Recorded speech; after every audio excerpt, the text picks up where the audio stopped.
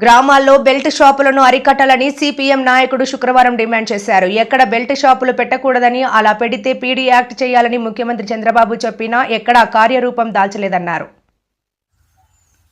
అక్రమ బెల్ట్ షాపులంటివి రద్దు చేయాలని చెప్పేసి విచ్చలవిడిగా అమ్మకాలు చేపడుతున్నటువంటి మద్యాన్ని అరికట్టాలని చెప్పేసి సిపిఎం పార్టీ ఈ ప్రభుత్వాన్ని అధికారులు డిమాండ్ చేస్తూ ఉంది. ఈరోజు రాష్ట్ర ప్రభుత్వం మద్యం పాలసీ అనేటువంటి తీసుకొచ్చిన తర్వాత రాష్ట్ర ముఖ్యమంత్రి స్వయాన మద్యం అమ్మకాలంటువంటివి అక్రమంగా బెల్ట్ షాపులు పెట్టి అమ్మకాలు చేపడితే వాళ్ళ మీద పీడీ యాక్ట్ పెట్టి వాళ్ళ తాట తీయండి అని చెప్పేసి రాష్ట్ర ముఖ్యమంత్రి గారే స్వయాన ప్రకటన చేయడం జరిగింది. కానీ ఈరోజు దానికి భిన్నంగా ఆయన ప్రకటన చేసిన తర్వాత ఎక్కడికక్కడ మద్యం బెల్ట్ షాపులంటువంటివి అమ్మకాలంటువంటివి విపరీతంగా పెరిగిపోయి టీ కొట్లలోనే మద్యం అమ్మకాలంటువంటి చేస్తుంటారు, కిల్లీ కొట్లలోని చేస్తుంటారు, పాన్ షాపుల్లోని చేస్తుంటారు, రోడ్డు పక్కన ఉన్నటువంటి అన్ని డాబాల్లోని రోజు మద్యం అమ్మకాలంటువంటివి విపరీతంగా జరుగుతూ ఉన్నాయి. ఇది అరికట్టవలసినటువంటి ఎక్సైజ్ అధికారులు, సిండికేట్ వ్యాపారస్తులు సిండికేట్ అయ్యి ఈరోజు విచ్చలవిడిగా వాళ్ళ ఖజానా నింపుకోవడం కోసం, లాభాల కోసం ఈరోజు తాగుబోతులు చేసి విచ్చలవిడిగా మద్యం అమ్మకాలంటువంటి ఈరోజు చేపడతా ఉన్నారు. ఇది అత్యంత దుర్మార్గమైనటువంటి చర్య.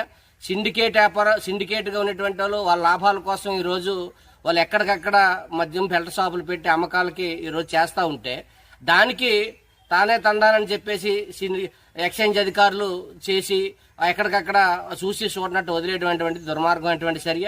ప్రభుత్వం మద్యం అనేటువంటిది మేము చౌక ధరకి ఇస్తామని చెప్పి మీరు నచ్చినట్టు పండగ చేసుకోండి అని చెప్పేసి మందుబాబులకు చెప్పి నిన్న మంగళవారం నాడు 15% అంటే 150 కోట్ల రూపాయలు మద్యం ధరలంటువంటి విపరీతంగా పెంచారు.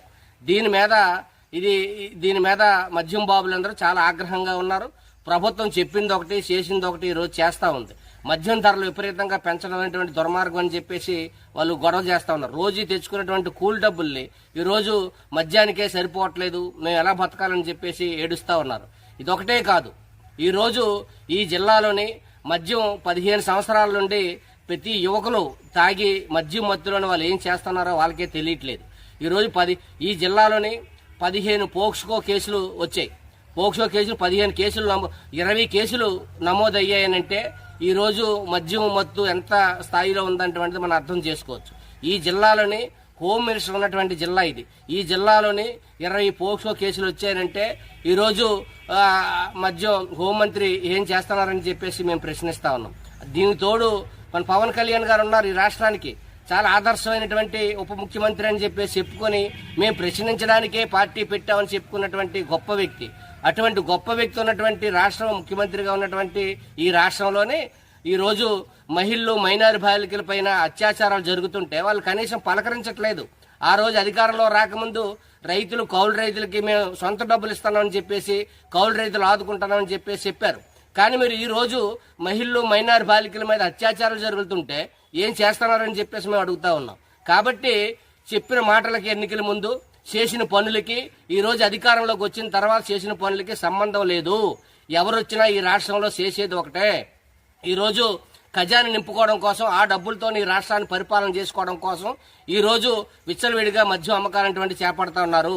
మహిళలకి, మైనారి బాలికలకి రక్షణ లేనటువంటి పరిస్థితి ఉంది. 4 ఏళ్ల అమ్మాయి మీద అత్యాచారం జరిగిందేనంటే ఈ రాష్ట్రంలో ఉన్నటువంటి శాంతి భద్రతలు ఏ స్థాయిలో ఉన్నాయో అనేటువంటిది మనం అర్థం చేసుకోవచ్చు. కాబట్టి ఈ జిల్లాలో ఉన్నటువంటి పోక్సో కేసులు ఏదైతే ఉన్నాయో ఆ కేసులు ఏదైతే ఉన్నాయో సమగ్రమైనటువంటి దర్యాప్తు జరిపి వాళ్ళు కఠినంగా ఎప్పటికప్పుడు